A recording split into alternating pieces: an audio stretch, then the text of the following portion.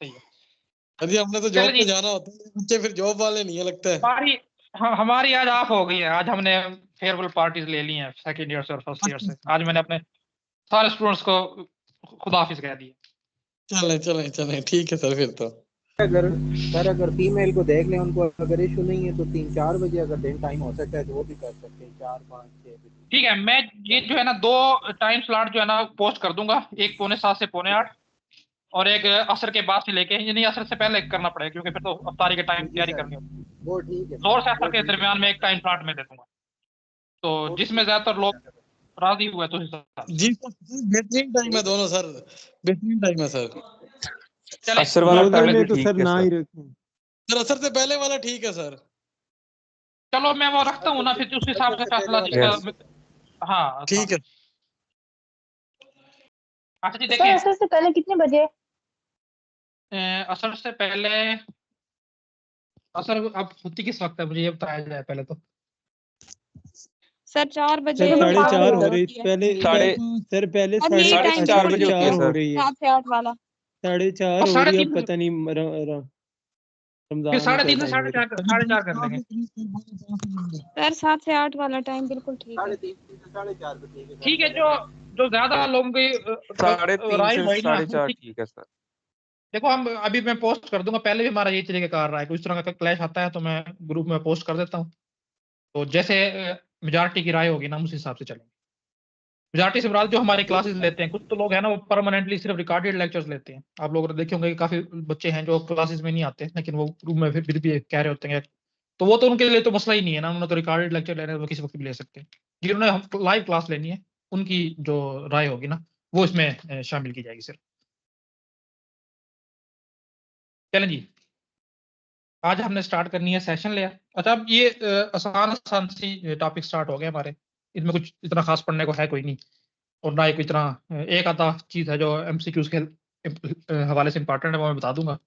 लेकिन ये कि अभी जो मुश्किल 3 लेयर्स थी ना जिनको हम मैंने बता दिया था कि data link layer, network layer और ट्रांसपोर्ट लेयर, वो हमने कवर कर लिए हैं। अब हमारे आगे जो है ना एक हलवा समझ लो है, तो हम स्टार्ट लेते हैं 5th लेयर से यानी कि सेशन लेयर से।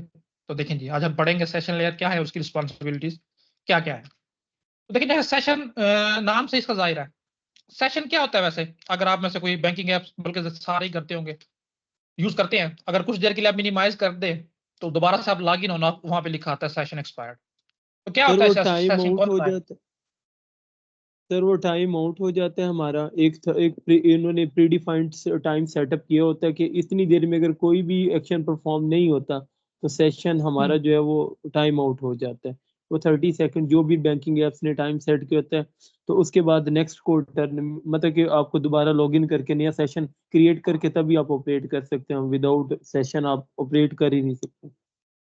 ठीक है, लेकिन जैसे आप किसी वेबसाइट पे लॉगिन होते हैं एज अ गेस्ट यूजर नहीं, बल्कि अगर आप उसके बाकायदा मेंबर हैं, वो कोई भी हो सकती है। बैंकिंग ऐप से आपको ज्यादा समझाएगी, बैंकिंग ऐप से और एक रियल लाइफ एग्जांपल से भी लेके मैं इन चीजों को समझाऊंगा।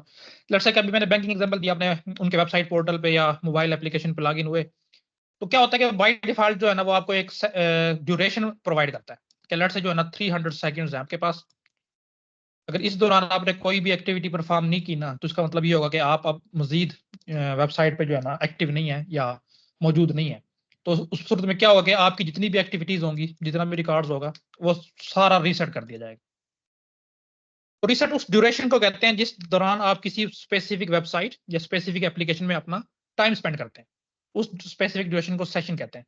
तो ये जो सेशन क्रिएट करना, इसको टर्मिनेट करना, जब आप अपना काम खत्म कर लेते हैं तो आप जो है वो लॉग आउट पे क्लिक करते हैं। अगर आप मैनुअली ऑटोमेटिकली आप लॉग आउट नहीं हो रहे तो आप उस पर क्लिक करते हैं तो आपका सेशन एंड हो जाता है। तो उस दौरान जितना भी काम हुआ होता है वो किसी ना किसी लोकेशन पे स्टोर हो जाता है, और उसके बाद जो है ना बिल्कुल एक इनिशियल लेवल पे वेबसाइट जो है ना वो आपको लेके आ जाती है। तो ये ड्यूरेशन को उसको हम सेशन कहते हैं, और ये जो सेशन मेंटेन करना, एस्टेब्लिश करना, ये सारी जिम्मेदारी जो है हमने एक अलग से लेयर में इंप्लीमेंट की हुई है जिसका नाम है सेशन लेयर। अच्छा, अभी तक मैं आप लोगों को बताता आ रहा था कि जितनी भी ये फंक्शनैलिटीज हैं ट्रांसपोर्ट लेयर की, नेटवर्क लेयर की, डाटा लिंक लेयर की, ये सारी सारी ऑपरेटिंग सिस्टम की जिम्मेदारी है। तो पहले नीचे से बॉटम से हम चलें तो 4 लेयर्स तक जितनी भी रिस्पॉन्सिबिलिटीज प्रोवाइड की गई है ना, वो ऑपरेटिंग सिस्टम की जिम्मेदारी थी।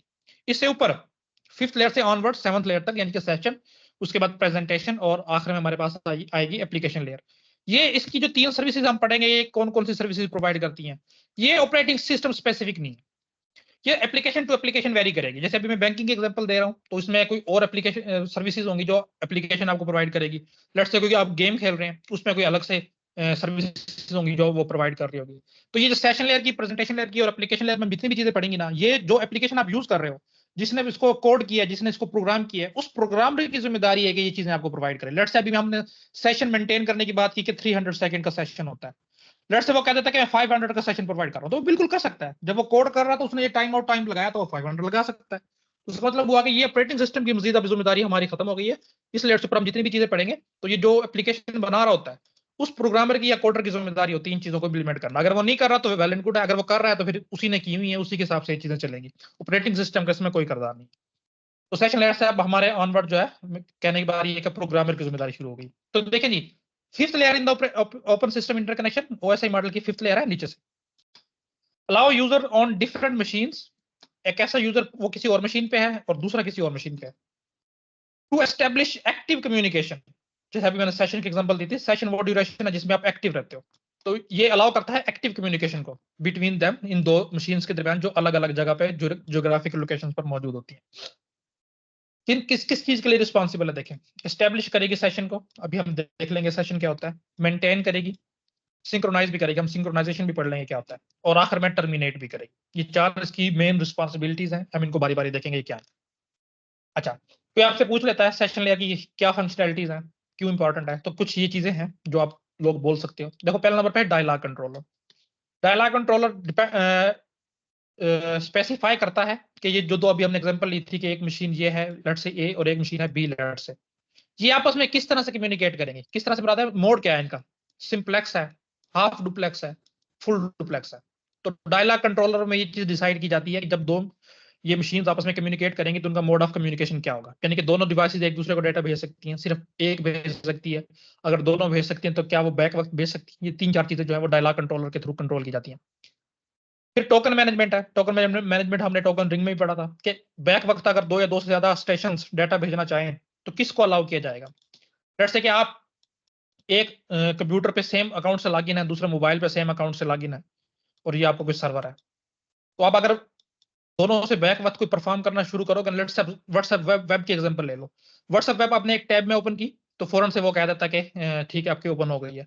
लेट्स से आप सेम ब्राउजर के किसी दूसरी टैब में व्हाट्सएप वेब ओपन करने की कोशिश करेंगे तो कह देगा कि ये पहले से कहीं पे ओपन है, तो इसका एक सेशन आपको अलॉट किया जा सकता है एक वक्त में, तो पहले वाले को आप लॉग आउट करें तो करंट विंडो पे जो है ना ओपन करें। ये चीज अगर आपने एक्सपीरियंस नहीं किया तो आप करके देख सकते हैं। तो ये टोकन मैनेजमेंट के थ्रू होता है कि किस टैब से, किस मशीन से किस अकाउंट को आपने एक्सेस देनी है। तो यहाँ जहाँ पे बैक वक्त एक्सेस की कोशिश की जाए वहां पे टोकन मैनेजमेंट, तो ये भी सेशन लेयर की जिम्मेदारी है। ऑथेंटिकेशन और अथॉराइजेशन, ये दो कह लो कि इसकी मेन रिस्पॉन्सिबिलिटीज हैं। हम फर्क समझेंगे ऑथेंटिकेशन क्या होता है और अथॉराइजेशन क्या होता है। अच्छा, सेशन मैनेजमेंट हमने देख लिया कि सेशन क्या होता है, उसको मैनेज करने से मुराद है मेंटेन भी करना है, एस्टेब्लिश भी करना है और आखिर में टर्मिनेट भी करना है। और फिर इसकी एक जिम्मेदारी है सिंक्रोनाइजेशन, इसमें भी हम देखेंगे कि चेक पॉइंट्स वगैरह का क्या क्या रोल है। तो इनको बारी बारी देखते हैं क्या चीजें।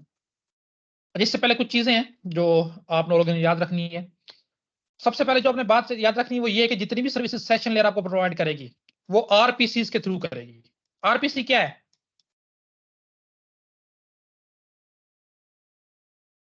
Remote procedure call. Remote procedure remote call procedure का। तो आप लोगों को समझ जाना चाहिए कि ये और रिमोट प्रोसीजर कॉल कौन से आर्किटेक्चर में होता है? सर क्लाइंट और सर्वर में, क्लाइंट सर्वर मॉडल में। तो आपने समझ जाना है कि सेशन लेयर या इससे ऊपर जितनी भी चीजें इंप्लीमेंट हुई है ना, वो सारी की सारी उनका आर्किटेक्चर क्लाइंट सर्वर बेस्ड है। यानी कि आप एक मशीन पे मौजूद हैं, वहां से आप स्टब के थ्रू किसी प्रोसीजर को कॉल करेंगे, किसी सर्विस को रिक्वेस्ट करेंगे, और किसी रिमोट लोकेशन पे कहीं सर्वर पे वो सर्विस मौजूद होगी, वहां से आपको सर्विस प्रोवाइड की जाएगी। जैसे कि हमने आरपीसी को देखा भी था कि कैसे वर्क करती है। तो पहली बात आपने याद रखनी कि सेशन लेयर से अपवर्ड जितनी भी एप्लीकेशन सर्विसेज प्रोवाइड कर रही है वो सारी की सारी आरपीसी के थ्रू करेगी, और आरपीसी एक प्रोटोकॉल है। तो देखें, the services offered by session layers are generally implemented in application environment using remote procedure calls. Session layer functionalities are not provided by OS की जिम्मेदारी रही है, rather than application itself has to take care of, बल्कि जिस application को आप use कर रहे हो उसी में ये चीज इंप्लीमेंट की होती है। PAP जितनी भी ऑथेंटिकेशन होगी session layer present, session layer ही करेगी, क्योंकि जितनी भी किसी भी एप्लीकेशन में ऑथेंटिकेशन हो रही है ना, वो सिर्फ और सिर्फ एक प्रोटोकॉल यूज करती है, पासवर्ड ऑथेंटिकेशन प्रोटोकॉल। ये आपने याद रखना है, बहुत इंपॉर्टेंट प्रोटोकॉल है सेशन लेयर का, कि जहां पे भी आपने पासवर्ड लिखा है ना, और वहां पे वो क्लाइंट सर्वर यानी कि सर्वर के आप साथ कनेक्ट होना चाह रहे हो, तो यही प्रोटोकॉल है जिसके थ्रू आपका पासवर्ड जो है ना वहां सर्वर तक पहुंचेगा और उसकी ऑथेंटिकेशन होगी। सॉरी, ये मैं इसको दोबारा कर लेता हूं। बहुत मशहूर प्रोटोकॉल है, इसको याद रखना है। और आरपीसीपी मैंने बताई थी, एक रिमोट प्रोसीजर कॉल प्रोटोकॉल, ये दो मोस्ट वाइडली यूज प्रोटोकॉल हैं सेशन लेयर पे।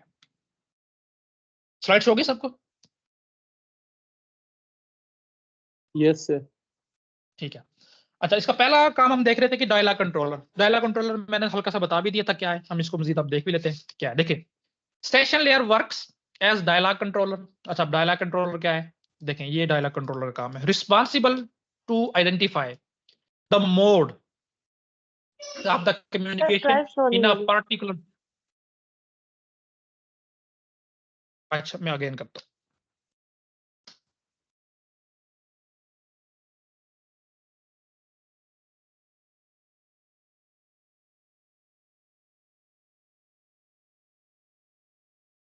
जी, अब हुई है? जी सर, बोल। ठीक है, तो एक मोड को आइडेंटिफाई करती है सबसे पहले सेशन लेयर, पहला काम जो है। और मोड कौन कौन सा हमें पता है, सिंप्लेक्स हो सकता है कि एक मशीन एक वक्त में सेंड कर सकती है, रिसीव नहीं कर सकती।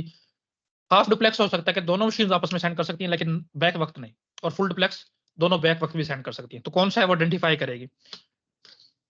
जैसे कभी मैंने बैंकिंग की एग्जांपल ली थी, तो बैंकिंग देखो, हम भी कुछ ना कुछ रिक्वेस्ट कर रहे होंगे और बदले में हमारे पास जो है ना सर्वर भी कुछ ना कुछ हमें भेज रहा होगा। अब ये अगर बैक वक्त जा रहा है तो फुल डुप्लेक्स मोड में हमारी एप्लीकेशन काम कर रही है, और अगर बारी बारी आ रहा है तो फिर हाफ डुप्लेक्स मोड में काम कर रही होगी। इस तरह कुछ चीजें होंगी, सिर्फ वहां से आप सर्विसेज ले सकोगे, यहाँ से आपको इनपुट नहीं दे सकोगे उसको, सिर्फ वही चीजें आप रिसीव कर सकोगे जो वहां से आ रही हैं। इस तरह की काफी चीजें होती है जो सबसे पहले सेशन लेयर ने आइडेंटिफाई करनी होती है कि किस तरह से कम्युनिकेशन होगी दो मशीन्स के दरमियान। It allow system to communicate in either half duplex mode और फुल डुप्लेक्स मोड। ज्यादातर हमारे पास हाफ डुप्लेक्स या फुल डुप्लेक्स होता है। सिंप्लेक्स मोड जो है वो अब इंप्लीमेंट नहीं होता, क्योंकि अब इंटरेक्टिव एप्लीकेशन हमारे पास है, कुछ ना कुछ आप भी भेजोगे और कुछ ना कुछ सर्वर से या दूसरी मशीन से भी आप रिसीव करोगे। तो ये पहला काम है डायलॉग कंट्रोलर। डायलॉग कंट्रोलर से याद रखना है कि सिर्फ मोड ऑफ कम्युनिकेशन आइडेंटिफाई किया जाता है, और वो करती है सेशन लेयर। दूसरा टोकन मैनेजमेंट है, ये मैंने बता दिया था, जहां पे मल्टीपल एक्सेस हो। देखिए, this layer is also responsible for token management. क्या होती है token management? It prevents two users to simultaneously access और attempting the same critical operation. कि अगर दो या दो से ज्यादा यूजर सेम डाटा को एक वक्त में एक्सेस करना चाहें, तो सेशन लेयर की जिम्मेदारी है कि वो आइडेंटिफाई करे कि पहले मैंने किस यूजर को एक्सेस देनी है इस डाटा तक, और उसके बाद किसको देनी है। तो इसको हम इस स्पेसिफिकली सेशन लेयर पे बोलते हैं कि टोकन मैनेजमेंट।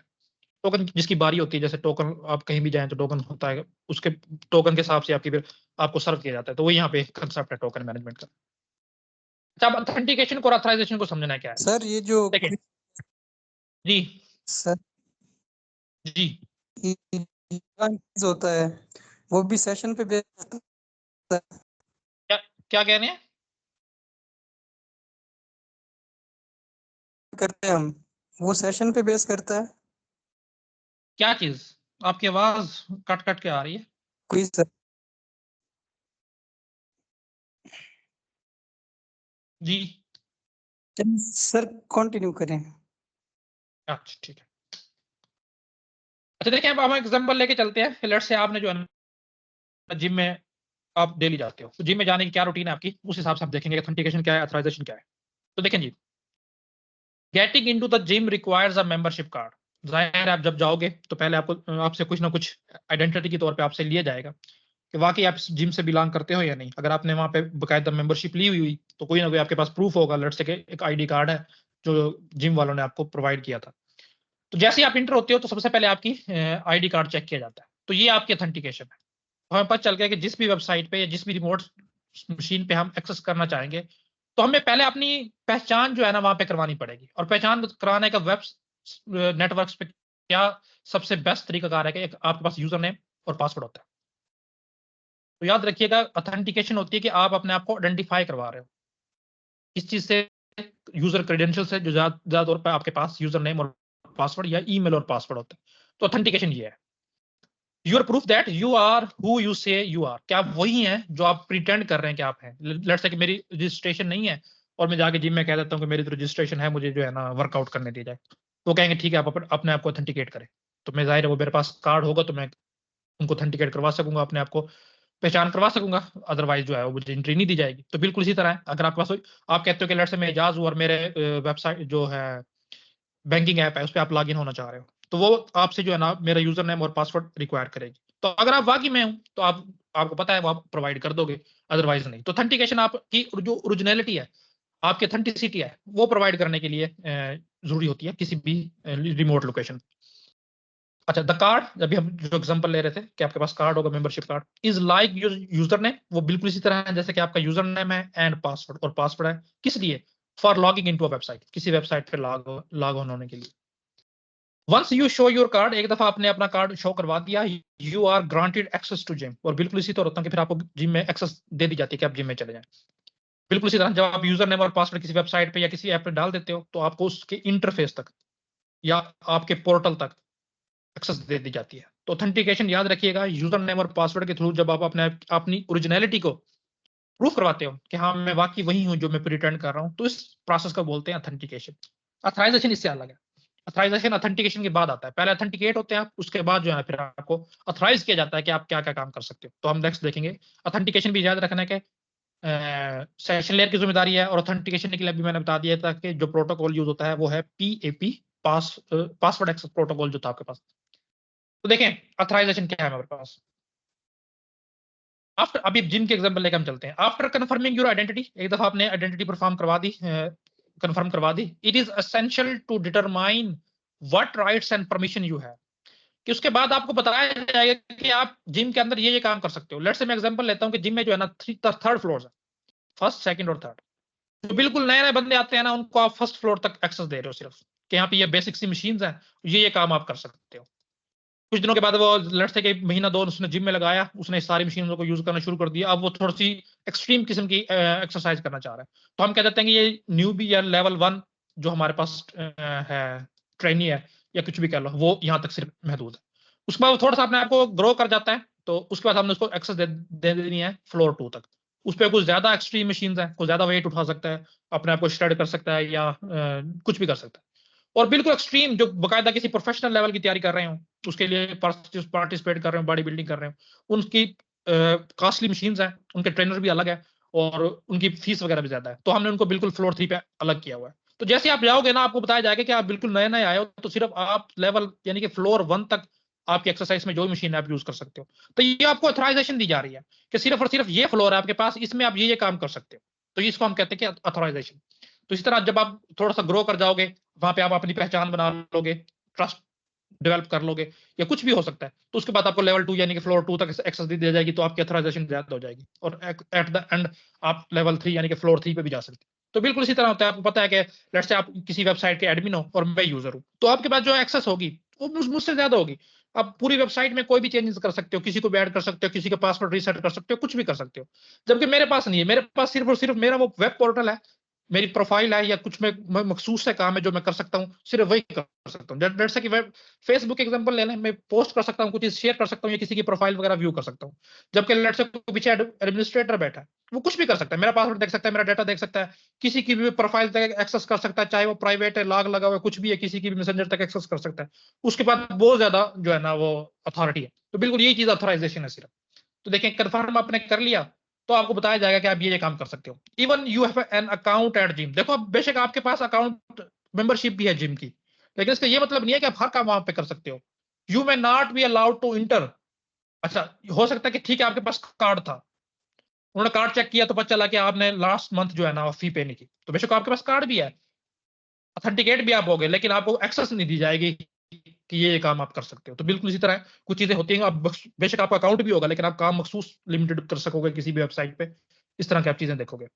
अच्छा, if the gym has a tiered membership system, मैंने बता दिया लेवल 1, लेवल 2, लेवल 3, तो आपको बता दिया जाएगा कि इस लेवल तक आप ये काम कर सकते हो। तो अब हम समझते हैं कि ऑथेंटिकेशन और ऑथराइजेशन में क्या फर्क है। देखो ऑथेंटिकेशन होती है वेरीफाइज योर आइडेंटिटी, कि आपने अपने आप को आइडेंटिफाई करवाना है, और ऑथराइजेशन क्या है? Determine your level of access, कि आप इस जगह रहते हुए क्या क्या चीजों को एक्सेस कर सकते हैं। ये दो मुख्तलिफ चीजें हैं। ऑथेंटिकेशन पहले आती है, उसके बाद फिर ऑथराइजेशन का स्टेप होता है। तो ये दोनों काम सेशन लेयर प्रोवाइड करती है। किसी वेबसाइट पे आपको यूजर नेम और पासवर्ड के थ्रू लॉगिन भी करवाएगी और फिर आपको बताएगी भी कि आप ये काम कर सकते हो। उसके सर बाद इसकी सेशन एक मैनेजमेंट एग्जांपल ये भी है जी। सर, वैसे एक माइंड में एग्जांपल है, इसकी एक एग्जांपल हमारे पास ये भी है। हमारा ये बैंकिंग ऐप पे हम लॉगिन ऑथेंटिकेट तो करते हैं, लेकिन हम अपने अकाउंट को खुद क्रेडिट नहीं कर सकते, हम बस डेबिट कर सकते हैं। बिल्कुल ऐसा ही है। तो ये भी आपके पास इतनी अथोराइजेशन आपके पास नहीं है कि आप इस एक्सट्रीम लेवल की एडिटिंग कर सके। नेक्स्ट जो इसकी जिम्मेदारी है वो सेशन मैनेजमेंट है। अच्छा, अब जिम वाली एग्जांपल हम कंटिन्यू करते हैं। अब आपको समझ आएगी कि सेशन होता क्या है। देखो, once you are inside the gym, एक दफा आपने जिम में एंटर हो गए, आपको एक्सेस मिल गई फ्लोर 1 तक, तो उस वक्त फिर आपको कहा जाएगा कि आप 7 PM इंटर हुए हैं ना, तो 8 PM तक आपका टाइम है। ये तो नहीं आप पूरा दिन वहां पे बैठे रहो। 20 टाइम स्लॉट में आपने जितनी एक्सरसाइज करनी है कर लो, 8 बजे आपने निकल जाना है ताकि नए लोगों की जगह बन सके। तो ये जो आपको टाइम स्लॉट दी गई है ना, ये सेशन है। तो जैसे आप इंटर हुए, जिम में आपको एक्सेस मिल गई, आपका सेशन स्टार्ट हो गया, योर सेशन बिकम एक्टिव, आपका सेशन एक्टिव हो गया। This session lasts until you swipe out of the gym. Swipe out से मुराद है कि जाते हुए अपने कार्ड को स्वाइप आउट किया, इसका मतलब है कि आपकी अटेंडेंस लगी कि आप जा रहे हैं। तो इस पार्टिकुलर एग्जांपल में वो कह रहे हैं कि उस वक्त तक आपका सेशन कंटिन्यू रहेगा जब तक आप जिम को छोड़ के नहीं चले जाते। और दूसरे लफ्ज में अगर हम वेबसाइट पे लें तो हमारा सेशन कब तक रहेगा? When you log out of the website, जब तक आप वेबसाइट से लॉग आउट नहीं हो जाते।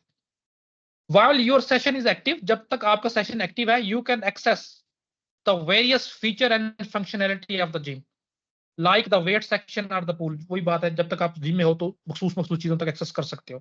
और बिल्कुल इसी तरह जब तक आप वेबसाइट पे लॉग इन हो तो आप वेबसाइट के मखसूस फीचर्स को एक्सेस कर सकते हो जो बगैर आप लॉग इन किए नहीं कर सकते। ये हमारे पास सेशन मैनेजमेंट है। सेशन को क्रिएट भी करना है, मेंटेन भी करके रखना है और एंड भी करना है। तीनों काम हमारे पास सेशन लेयर करवा रही है।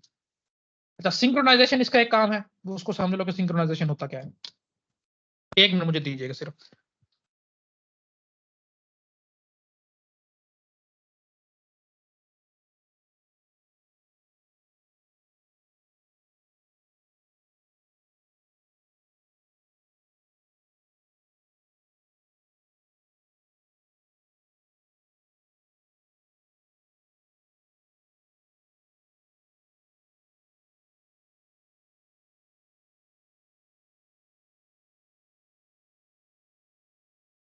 हाँ जी, सिंक्रोनाइजेशन देखें क्या होती है। अब आपने एक और किया होगा कि लेट्स से आप कहीं किसी वेबसाइट से फाइल वगैरह डाउनलोड कर रहे हैं, तो आईडीएम लेट्स से मैं यूज कर रहा हूँ। तो कुछ वेबसाइट जो है ना क्या करती हैं कि let's say for example 900 MB की मेरे पास फाइल थी जो मैं डाउनलोड कर रहा था, लेट्स से वो 700-800 MB पे आके जो है ना किसी वजह से उसमें एरर आ गया, तो रिज्यूम का ऑप्शन होता है। जैसे आप रिज्यूम करते हो ना तो बताता है कि ये वेबसाइट जो है ना वो रिज्यूम ऑप्शन को सपोर्ट नहीं करती, आपको स्टार्ट से शुरू करना पड़ेगा। तो आप क्या आप करना चाहते हो? तो मैं कहता हूँ तो यस, तो शुरू से शुरू कर देता है। और बिल्कुल उसके उल्ट कुछ वेबसाइट्स ऐसी होती हैं जैसे कि 700 पे ही मेरा किसी वजह से एरर आ गया था, तो मैं जब रिज्यूम करूंगा तो हो सकता है कि वो 700 से या कुछ पीछे 2-4-10-12 MB पीछे से जो है ना वो स्टार्ट कर देगा। तो ये सिंक्रोनाइजेशन का काम है। जिन क्लाइंट और सर्वर के दरमियान सिंक्रोनाइजेशन हुई होती है तो उसमें क्या होता है कि मैं आपको एक मिनट इसको इरेज करके बताता हूँ कि कुछ कम्युनिकेशन के बाद ना, अभी हम डाउनलोडिंग की एग्जांपल ले लेते हैं कि लेट्स से हर 100 MB के बाद जो है ना सर्वर और क्लाइंट के दरमियान जो है ना एक किस्म का कह लो कि एग्रीमेंट हुआ है कि हर 100 MB के बाद जो है ना हम एक चेक पॉइंट बनाएंगे, यानी कि यहां तक जितना भी डाटा मेरे पास आ गया होगा ना, रिसीवर कहेगा उसको मैं टेम्परली अपने एक रैम पोर्शन में जो है ना स्टोर कर लूंगा। लेट्स से 100 पे हो गया, उसके बाद जब मजीद 100 मेरे पास आ जाएगा तो इसमें दोनों को इकट्ठा करके 200 MB जो है अपने पास स्टोर कर लूंगा। इस तरह अगला 100 आ जाएगा तो 300 MB में अपने स्टोर कर लूंगा। अच्छा, अब लेट्स से किसी वजह से 400 मैंने कर लिया था, 421, 422, 425 पे आगे किसी वजह से जो है ना एरर आ गया, तो उसे पिछली देखो चेक पॉइंट कहां पे थी? 400 पे थी, क्योंकि इतना डाटा तो मैं रिसीव कर चुका था, अपने पास स्टोर करवा चुका था। तो अब मैं मजीद ये नहीं करूंगा कि जब मैं रिज्यूम करूंगा कि जीरो से स्टार्ट करूं, क्योंकि 400 MB तो मेरे पास ऑलरेडी आ चुका है, मैं चेक पॉइंट बना चुका हूं उसकी। तो मैं जो नेक्स्ट डाटा रिसीव करना शुरू करूंगा वो 400 से आगे स्टार्ट करूंगा। इसमें देखो दोनों का जो है ना फायदा हो गया। तो सिंक्रोनाइजेशन यही चीज होती है कि आपकी क्लाइंट और सर्वर मशीन जो है ना सिंक्रोनाइज हुई है, एक दूसरे के साथ पीरियडिकली जो है ना वो अपने कह लो कि कमिट करती रहती है डाटा को, कितना डाटा आ गया ठीक है, इसे नेक्स्ट आप भेजो। तो ये सिंक्रोनाइजेशन कहलाती है। और सिंक्रोनाइजेशन किसके थ्रू होती है? हमेशा चेक पॉइंट्स के थ्रू। तो चेक पॉइंट्स पहले भी एक दफा पीपीएससी में आ चुका है। किसकी जिम्मेदारी है? सेशन लेयर की। तो देखो क्या होती है, इट सिंक्रोनाइजेशन कम्युनिकेशन को सिंक्रोनाइज करती है। इट एड्स सिंक्रोनाइजेशन पॉइंट्स, अब इसका दूसरा नाम सिंक्रोनाइजेशन पॉइंट्स भी है, या checkpoints in data streams for long communication. जब डाटा आपके पास आ रहा हो स्ट्रीम के फॉर्म में, यानी कि लगातार आ रहा हो, तो उस वक्त वो सिंक्रोनाइजेशन पॉइंट को ऐड करती रहती है। अब ये क्या करती है synchronization point? This ensure that data stream up to the check points are successfully received and acknowledged, यानी कि यहाँ तक मेरे पास आ चुका था और मैं एक्नॉलेज भी भेज चुका था। अगर नेक्स्ट की वजह से एरर आता है तो मैं इससे आगे वाला रिसीव करूंगा, पीछे वाला जो आ चुका है वो अगेन मैं डुप्लीकेट वैल्यू को रिसीव नहीं करूंगा। ये बात आगे लिखी हुई है, देखो, in case of any failure only the stream after the check points have to be retransmitted. Check points के बाद वाले डाटा को आपने ट्रांसमिट करना है, उससे पहले वाले को नहीं करना। तो दूसरे सूत्र में आप ये भी कह सकते हो, जैसे हमने गो बैक ना सॉरी सिलेक्टिव रिपीट में हमने देखा था, उस तरह का कोई काम हुआ हो। तो ये हमारे पास की लास्ट कह लो कि फंक्शनैलिटी थी जो हमने पढ़नी थी। तो इसमें मजीद इलस्ट्रेशन में आपको दिखाया भी ब्राउज़र पे सर मेरा क्वेश्चन है जी। सर अक्सर किल पेज का ऑप्शन आ जाता है, प्रॉम्प्ट आता है किल पेज या वेट, तो सर वो भी इसी में शामिल होगा सिंक्रोनाइजेशन में? या क्या ऑप्शन आ सर जाता है? जैसे हम लोग फेसबुक यूज कर रहे होते हैं ना, तो प्रॉम्प्ट आता है किल पेज या वेट का ना, दो ऑप्शन दिए होते हैं, तो सर वो इसी में इंक्लूड होगा? किल पेज और वेट का ऑप्शन कैसे, किस वजह से जी आता है सर। वो, किस वजह से आता सर है? ये नहीं पता सर, उसके अच्छा, बाद अगर यानी कि देखो कुछ भी किसी वजह से आपका डाटा सर्वर से आप तक नहीं पहुंच पा रहा और जो आपका सेशन था लेट्स से कि वो किसी वजह से एक्सपायर हो गया, तो डेफिनेटली फिर ये सेशन लेयर की जिम्मेदारी है। या अगर किसी वजह से आपके देखो फिर ऑपरेटिंग सिस्टम में इतना लोड नहीं है, उसके पास इतनी जगह नहीं, इतना बफर नहीं है कि वो डाटा रिसीव कर पाए, और इस वजह से अगर अनरिस्पॉन्सिवनेस हो गया, तो फिर ये ऑपरेटिंग सिस्टम की वजह से डिस्टर्बेंस हुई है, उस एप्लीकेशन की वजह से नहीं। तो अगर एप्लीकेशन की वजह से बजाते खुद हो रही है, फिर हम इसको कहेंगे कि सेशन लेयर की जिम्मेदारी। ठीक है सर। अच्छा देखें जी, ये आपको नजर आ रहा होगा कि लेट से मेरे पास इतना डाटा सेंड हुआ था, उसके बाद जो है ना एक चेक पॉइंट बना ली गई, मैंने एक्नॉलेजमेंट भेज दी, कितना डाटा मेरे पास आ चुका है। नेक्स्ट मेरे पास कुछ चंक ऑफ डाटा आया, मैंने उसको रिसीव किया और एक्नॉलेजमेंट भेज दी, कितना आ चुका है। और इसी तरह जो है ना ये चेक पॉइंट्स बना लिए जाते हैं। और उसके बाद जहां से लेट्स से कि किसी वजह से यहाँ पे आके जो है ना मेरा ट्रांसमिशन एंड हो गई, तो अब मैं जो है ना नेक्स्ट ट्रांसमिशन इसको यहाँ से कहूंगा कि मुझे यहाँ से भेजना शुरू करे, क्योंकि यहाँ तक तो मैं इसको एक्नॉलेजमेंट भेज चुका था, यहाँ तक तो आ चुकी है, तो इससे वाली जो है ना मुझे आगे भेजना शुरू करे, तो उससे आगे वाली भेजना शुरू करेगा। तो इस चीज को बोलते हैं चेक पॉइंट्स। तो ये हमारे पास थी सेशन लेयर। नेक्स्ट हम देखते हैं प्रेजेंटेशन लेयर को।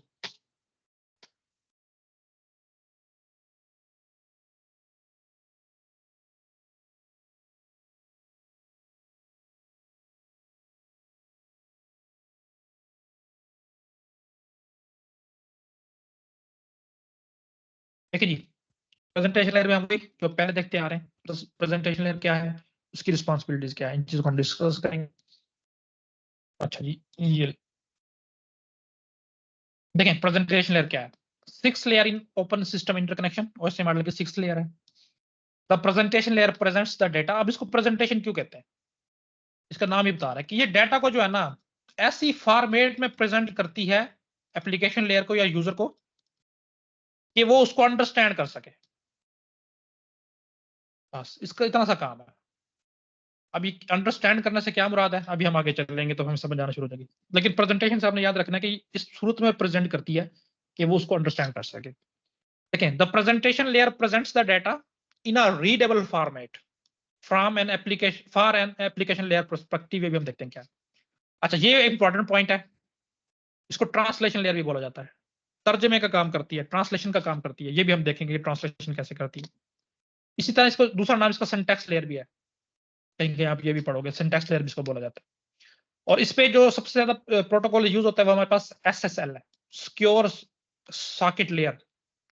टेलनेट का एडवांस वर्जन इसको कह लो। पहले हमारे पास टेलनेट यूज होता था, लेकिन अब क्योंकि वो किसी वजह से आपको इंक्रिप्शन वगैरह प्रोवाइड नहीं करता था, तो टेलनेट आजकल ऑब्सोलीट हो चुका है। टेलनेट की जगह जो है ना SSL ने ले लिया है, जो आपको कह लो कि सिक्योरिटी प्रोवाइड करता है, इंक्रिप्शन वगैरह सारा कुछ। तो वो SSL जो है वो, अभी मैंने क्योंकि बात की है ट्रांसलेशन वगैरह की, तो प्रेजेंटेशन लेयर पे काम करता है SSL। जबकि हमारे पास जो था टेलनेट जो था वो एप्लीकेशन लेयर पे काम करता था। तो ये इसका सबसे मशहूर है, क्योंकि ये बात पूछी जा चुकी है, तो इसलिए मैंने यहाँ पे सबसे पहले पेज में लिख दी।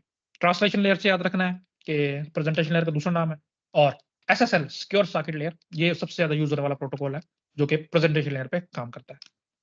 तो देखें क्या इसकी इंपॉर्टेंस है। डाटा फॉर्मेटिंग करती है, इंक्रिप्शन डिक्रिप्शन करती है, और कंप्रेशन डिकम्प्रेशन करती है। अब इनको हम बारी बारी देखते हैं। डाटा फॉर्मेटिंग क्या है, इंक्रिप्शन डिक्रिप्शन क्या है, और कंप्रेशन और डिकम्प्रेशन क्या है। ये तीन इसकी मेजर फंक्शनैलिटीज है। देखिए डाटा फॉर्मेटिंग क्या है। अब देखें लेट्स से कि मेरे पास जो है ना विंडोज ऑपरेटिंग सिस्टम वाला एक पीसी है,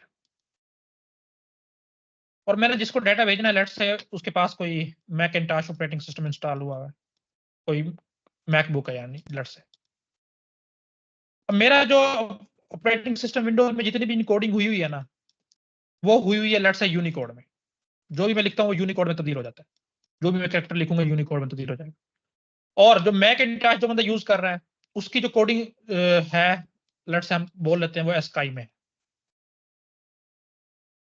अब देखो मैं जो भी डाटा भेजूंगा ना वो यूनिकोड में जाएगा। लेट्स से मैंने ए लिखा है जो है ना, अब यूनिकोड में जो भी होगा लेट्स से मैं कह देता हूँ कि 101 लेट्स से, और स्काई में जबकि ए के हमारे पास कैपिटल ए लेट्स से वो 65 है, इसकी मैं क्या लेता हूँ लेट्स से 110 है, इसको वैसे एक डमी वैल्यू देती। अब देखो मैं यहाँ से ए भेज रहा हूँ, और जब ये दूसरे के पास जाएगा और 101 की फॉर्म में शो होगा लेट्स से इसको ये जेड बना देता है, उसमें ये 101 जेड है। तो अगले बंदे को पता नहीं चलेगा कि मैंने ओरिजिनल क्या भेजा था और उसके पास पहुंच कुछ गया। क्यों? क्योंकि उनकी इनकोडिंग स्कीम डिफरेंट है। तो हमें ये बात समझ आ गई कि अगर बेशक आपके पास कोई और कोडिंग स्कीम है, रिसीवर के पास कोई और है, लेकिन जब रिसीवर के पास डाटा पहुंचेगा ना तो वो रिसीवर के पर्सपेक्टिव से पहुंचना चाहिए कि जिसको रिसीवर समझ सके। रिसीवर के अंदर जो ऑपरेटिंग सिस्टम इंस्टॉल्ड है, जो एप्लीकेशन काम कर रही है, उसको किस फॉर्म में डाटा चाहिए आप उसी के फॉर्म में दो, बजाय से कि जो आपने निकाला है आप वहां पे भेज दो। तो इसको हम कहते हैं डाटा ट्रांसलेशन या फॉर्मेटिंग। यानी कि कोडिंग में बाइनरी कोड से आपने स्काई में कर दिया, स्काई से आपने एबीसीडी में कर दिया, यूनिकोड से स्काई में कर दी, जितनी भी ट्रांसलेशन है, और वो किस पे डिपेंड करती है कि एप्लीकेशन नेक्स्ट रिसीवर की कौन से यूनिकोड कौन से कोडिंग स्कीम पे काम कर रही है, उसी हिसाब से फिर जो है उसको चेंज करना पड़ता है। और ये काम हमारे पास करती है प्रेजेंटेशन लेयर।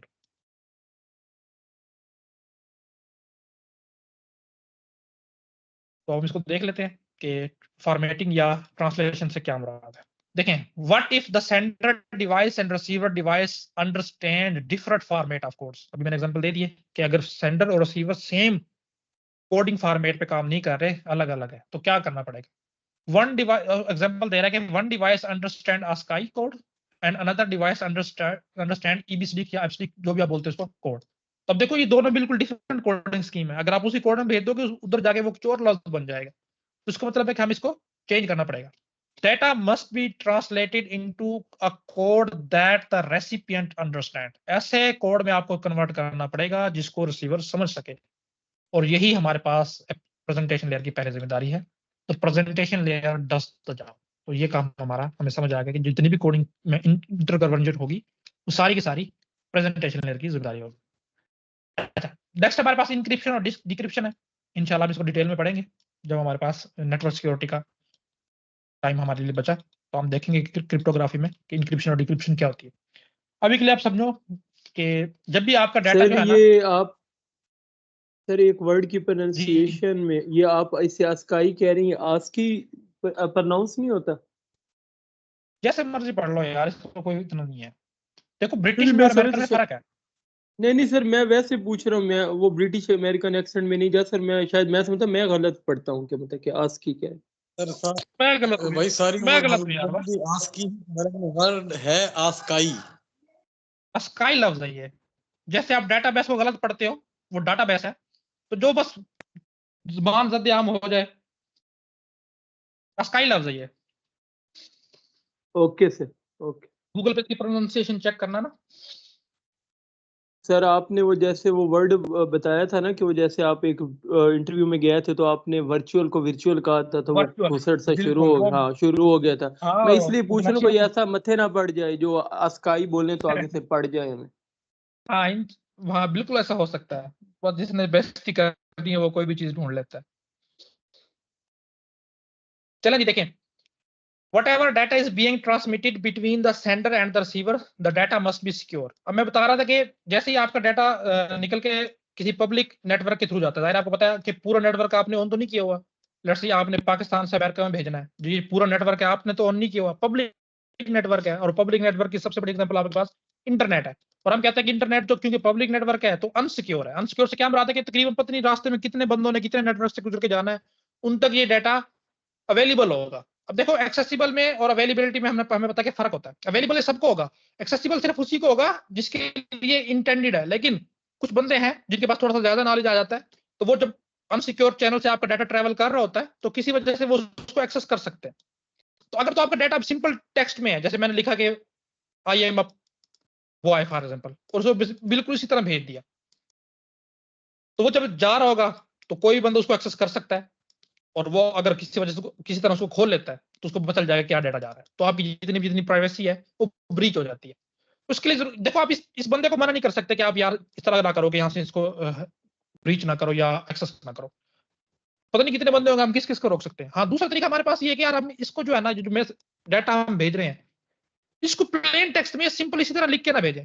हम कोई इस पे ऐसी टेक्निक लगाएं कि इसके मीनिंग चेंज हो जाए, और वो मीनिंग या मुझे पता हो या जिसको रिसीव होगा सिर्फ उसको पता हो। अगर बीच में से कोई बंदा इसको एक्सेस कर भी लेता है, वो बेशक उसको ओपन भी कर ले, पढ़ भी ले, लेकिन उसको समझ नहीं आएगी कुछ भी। क्यों नहीं समझ आएगी? क्योंकि हमने एक कोडिंग स्कीम रखी होगी। ये वो कोडिंग स्कीम मुझे और सिर्फ अगले बंदे को जिसको वो रिसीव होनी है उसी को पता होगी। बीच में जो जो मर्जी बंदा पढ़ता है उनको समझ नहीं आएगी क्या लिखा है। बिल्कुल इस तरह एग्जाम्पल है, हम जो है ना मैट्रिक में 9th 10th में किया करते थे चीटिंग। कैसे किया करते थे? उस वक्त ना वो रोशनाई वाले पेन यूज हुआ करते थे, उसमें हम रोशनाई वगैरह भर के जो है लिखा करते थे। तो जब हमारे ये बोर्ड के पेपर हुआ करते थे ना, तो जो रोशनाई की जो डिब्बी होती थी उसका जो ऊपर वाला ढक्कन कह लो या जो भी होता था, तो हमने मजमून लिखने होते थे उर्दू वाले। उनके जो हमें जो हाईलाइट है ना या सुर्खियां जो है उन्हें याद नहीं रहती, तो हमने ये स्कीम निकाली थी कि हम जो है ना हर सुर्खी का ना पहला पहला लफ्ज लिख लेते थे। लेट से मैंने कुछ तरह का लफ्ज लिखा हुआ है बक्स सरचम इस तरह करके, तो एक दफा जो है ना एक टीचर ने हमें पकड़ भी लिया। वो काफी देर जो है ना वो देखता रहा बेचारा कि क्या लिखा हुआ है, उसको समझ नहीं, उसने वहीं रख के चला गया। अब देखो सिर्फ मुझे पता था कि मैंने ये क्या लिखा हुआ है। लेट्स से कि मैंने किसी और को बताया होता, अगर किसी तरह से वो उसके पास भी पहुंच जाती तो सिर्फ उसको पता होता। अब बीच में से टीचर ने खड़ा रहा, उसने एक आधा मिनट लगा के देखा भी है कोई लफ्ज तो नहीं लिखा हुआ, कोई नकल तो नहीं लिखी हुई, वो देखता रहा, फिर उसने बंद करके जो रखे वो चला गया, उसको समझ नहीं आई। देखो हमारे लिए वो मीनिंगफुल चीज थी, उसके लिए जो है ना वो कोई मीनिंगफुल चीज नहीं थी, एक्सेस भी कर ली थी, उसको अवेलेबल भी थी, लेकिन फिर भी उससे कोई यूजफुल इंसाइट निकाल नहीं पाया। तो बिल्कुल इंक्रिप्शन और डिक्रिप्शन इस तरह काम करती है कि जब आप अपना डाटा भेजो नेटवर्क के थ्रू तो उसको ऐसी फॉर्मेट कन्वर्ट कर दो तो किसी को समझ ना आए, सिर्फ आपको समझ आए और जो रिसीवर है उसको समझ आए, तो इसको हम बोलते हैं इंक्रिप्शन। और जब रिसीवर के पास पहुंचेगा, रिसीवर दोबारा से उसको उसमें से मीनिंगफुल चीज निकालेगा, उसको हम बोलेंगे डिक्रिप्शन। इसमें दो टर्म यूज होती है हमारे पास, प्लेन टेक्स्ट और साइफर टेक्स्ट। प्लेन टेक्स्ट वो होता है जो आपने लिखा हुआ होता है, जैसे अभी मैंने बताया था कि आई एम अ बॉय, तो ये प्लेन टेक्स्ट है। इस पे आप किसी तरह कोडिंग स्कीम लगा के इसको किसी अनरीडेबल फॉर्मेट में कन्वर्ट करते हो। लेट्स से मैंने वो कर दिया IFCD01F कोई इस तरह से करके, और ये कैसे होगा, कोई एल्गोरिथम अप्लाई किया जाएगा। तो जब एल्गोरिथम अप्लाई करने के बाद प्लेन टेक्स्ट जिस टेक्स्ट में कन्वर्ट होता है उसको हम बोलते हैं कि वो साइफर टेक्स्ट है।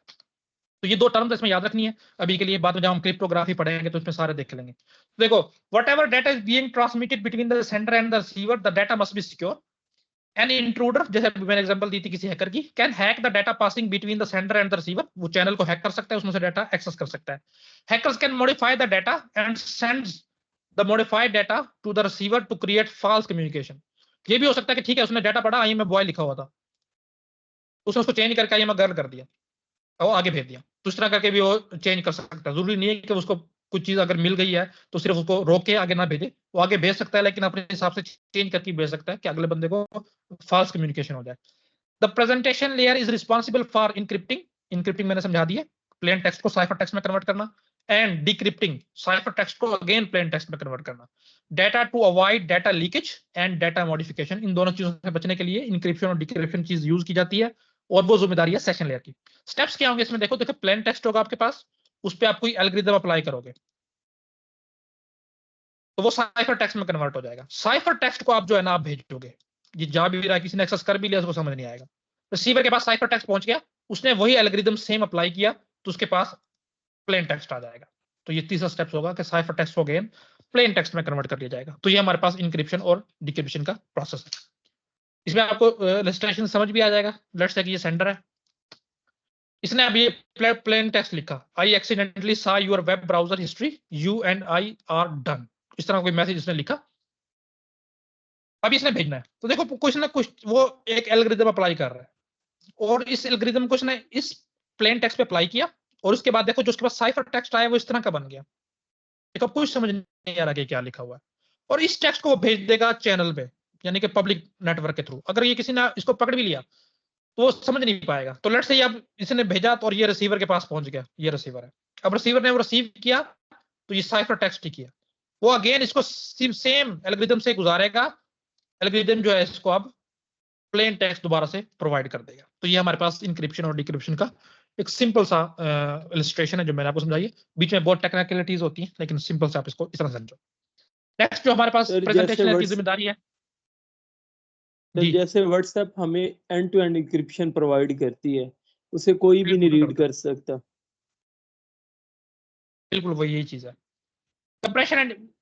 देखो एंड टू एंड इंक्रिप्शन क्या चीज है कि देखो जिसके वेबसाइट्स के थ्रू या जिस एप्लीकेशन के थ्रू आप डेटा भेज रहे हो, जो उसके बनाने वाले हैं वो भी उस डेटा को नहीं एक्सेस कर सकते। एक्सेस करने से मुराद ये है कि अगर वो एक्सेस कर भी लें उसको रीड नहीं कर सकते, क्योंकि जो हम आगे देखेंगे कि जो हमने की जनरेट की होती है पब्लिक की या प्राइवेट की, वो सिर्फ और सिर्फ आपके दरमियान और जिसको वो आप मैसेज भेज रहे हो उसी के दरमियान होती है।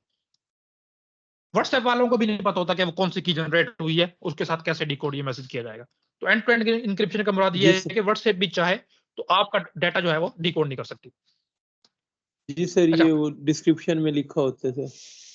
हाँ, if the file size is, आप कंप्रेशन को समझो। कंप्रेशन होता क्या है? देखो कंप्रेशन ये होता है कि आपने किसी चीज को दबा दिया, कंप्रेस करती है। अब इसमें क्या होता है कि आपको पता है कोई भी चीज आप वेबसाइट से डाउनलोड करो तो ज्यादातर वो जिप या डॉट रेयर फॉर्मेट में होती है।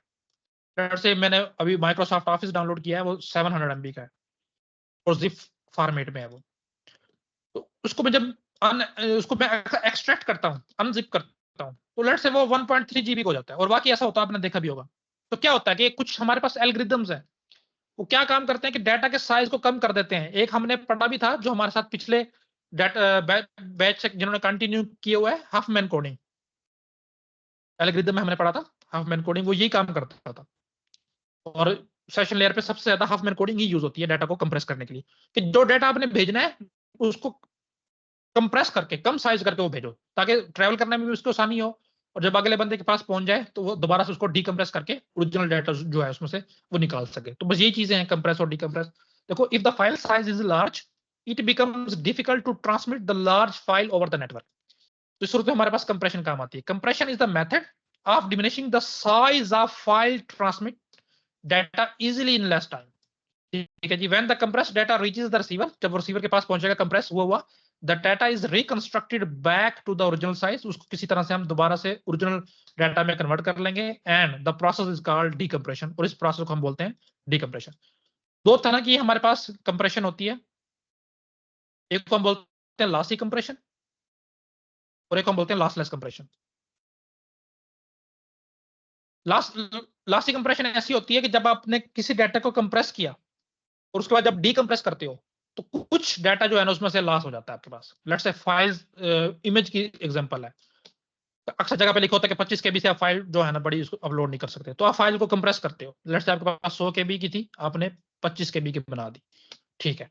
अच्छा, दोबारा से आप अगर 25 KB से 100 KB की बनाना चाहोगे ना, तो एग्जैक्टली वही डिटेल्स आपके पास नहीं आएगी, कोई ना कोई पिक्सलेट हो जाएगा, उसको फट जाएगा, एक कुछ इतना काम होगा, एग्जैक्टली वही नहीं बनेगी। तो इमेज की जितनी भी कंप्रेशन होती है वो लॉसी होती है। और लॉसलेस ऐसी होती है कि जब आपने कंप्रेस डाटा को कंप्रेस डीकंप्रेस करना है, अनकंप्रेस करना है, तो एग्जैक्टली वही डाटा आपके पास आता है जो ओरिजिनल था, उसमें से एक बिट का भी फर्क नहीं आता।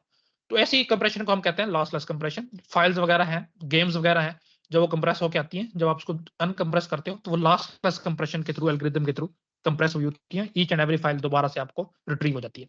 तो याद रखना है ये दो किस्म की कंप्रेशन यूज होती है। तो ये हमारे पास थी प्रेजेंटेशन लेयर। अब हम नेक्स्ट, और उसमें कुछ इंपॉर्टेंट हमारे पास प्रोटोकॉल्स भी हैं, एप्लीकेशन लेयर, वो हम इंशाल्लाह देखते हैं कि क्या सर है। अजानें हो रही है, 5 मिनट के बाद नमाजें शुरू हो जाएंगी सर। क्या हुआ है? अजानें हो रही हैं सर। अज़ानें हो गई हैं यार। जी सर, प्लीज सर, अब तो 5-10 मिनट के बाद जमात हो जाएगी, फिर तरावी है, तो आज यहीं पे क्लोज कर दें, कल फिर कोई प्रॉपर टाइम रख लेंगे सर। हाँ जी, क्या कहते हो? जी सर, नमाज पे जान दे, रमजान के पहली जमात जी सर, तो फिर टाइम हो गया नमाज का। चले जी, ठीक है, 10 मिनट पढ़ा। 10 मिनट पढ़ा लूं? नहीं 10 नहीं मिनट में सर, मैंने खत्म कर देनी है। 10 मिनट के अच्छा ठीक है, सर, प्लीज सर। ठीक है जी, ठीक Thank you, है, ठीक है, जैसे आप लोगों की रजामंदी है। मैं आप ग्रुप में लगा दूंगा वो, उसमें